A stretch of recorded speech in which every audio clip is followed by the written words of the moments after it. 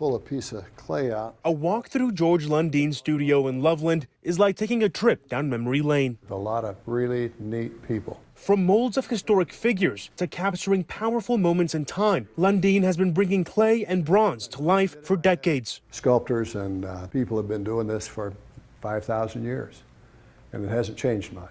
His latest project revolves around a two-star general raised in Denver who had a big impact, but nowadays carries little notoriety. This is one of the greatest American war heroes that I've ever heard of. General Maurice Rose is the highest-ranking and most distinguished Jewish-American soldier in U.S. history. He served in World War I, then years later, World War II under President Eisenhower. What Grant was to Lincoln, Rose was to Ike. Paul Shaman was one of those who, after reading General Rose's history, persuaded the state legislature to allow for the creation of a statue in his honor at Lincoln Veterans Memorial Park. In these days of people being kind of anti-monument and anti-statue with what's going on politically, that our legislature would vote unanimously to put this statue on the grounds of the Capitol was very fulfilling. Someone who earned their reputation in service to our country. Before Governor Polis's official announcement, Lundine was already busy at work. Anytime you do a portrait of somebody or you do an illustration of somebody in bronze, for instance, with the general, we have to have all the right equipment. So he bought World War II goggles from Germany, boots similar to what he would have worn, and binoculars. You're trying to do justice to the person. You're trying to do justice to the service that he was in. Before the general statue is erected, it'll go through multiple molds until being shaped by fire. Then you end up, when it's cold, you knock that mold off and you get a piece of bronze that looked just like the piece of wax, that looked just like the piece of clay. In the end, the most important piece is preserving Colorado's history. Ivan Rodriguez, Denver 7.